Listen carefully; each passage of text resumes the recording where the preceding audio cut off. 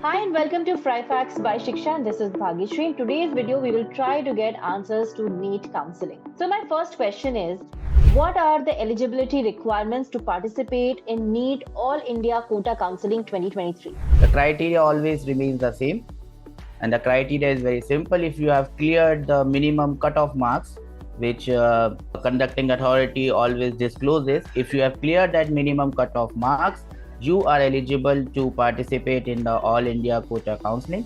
Apart from the All India Quota Counseling, you are also eligible to participate in the state level counseling according to what marks you have got. So you need to just clear the minimum cutoff marks to participate. So moving on to the next question. Are there higher chances of getting admission through NEET AIQ counseling? Dear students, the problem with the All India Quota Counseling is that the most premium colleges, the Dream University, the AIMS, they are all under the All India Quota. So the chances of you getting a college from the All India Quota AIQ, that is, it is known as, is slightly less if your marks are not, or your rank is not that high.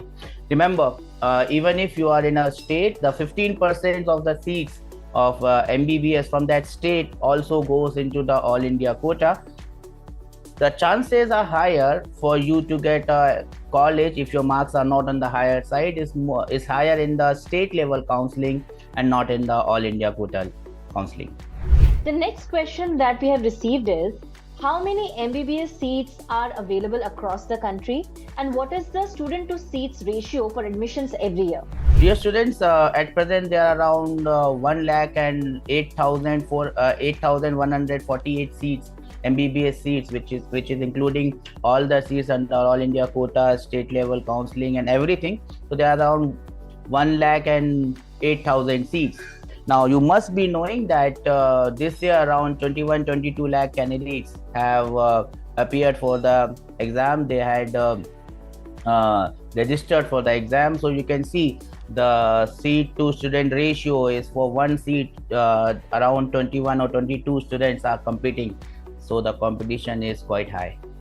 Coming to the next question, how many colleges one can choose during the option entry or choice filling process for the NEET counseling thing? During the counseling, the options that are available, you will have a number of options. There is no limit to the number of colleges that you can fill. So the options are available. You can opt for any college in the All India Quota, and if you have got a good rank, there is a chance that you may get this.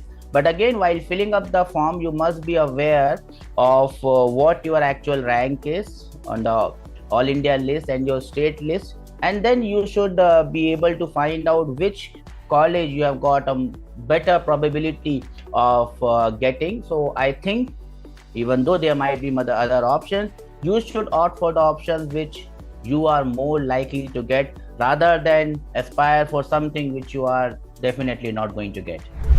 The next question is, are NEET UG scores required for only MBBS admissions in India?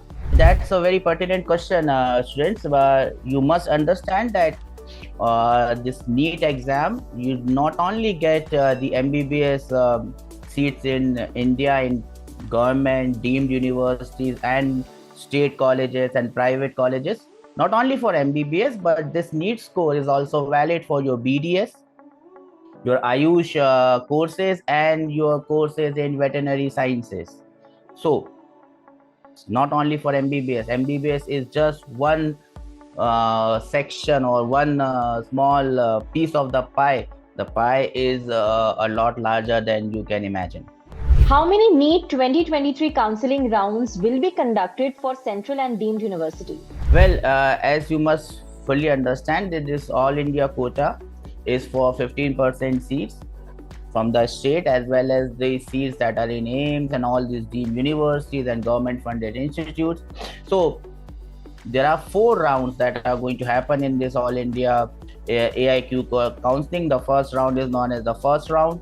The second round is known as the second counseling round. The third one is known as the mop-up round, and the fourth one is known as the stray vacancy round. So there are 4 rounds that are going to happen. It always happens this way only, and you can gain much information by searching for it, and we can have more discussion on these 4 rounds in the coming sessions as well. Apart from this 15% of AIQ, the 85% that is left, that will not be in AIQ, that will be in your state quota. And if you are having the domicile of a particular state, that 85% of the medical seats will be disbursed through the state counseling rounds. And every state has got their own state counseling rounds and their own procedures for that. If you enjoyed this video, please give it a thumbs up and share it with your friends and colleagues. If you have any queries or doubts, do share it in the comment section below. Do not forget to subscribe our channel.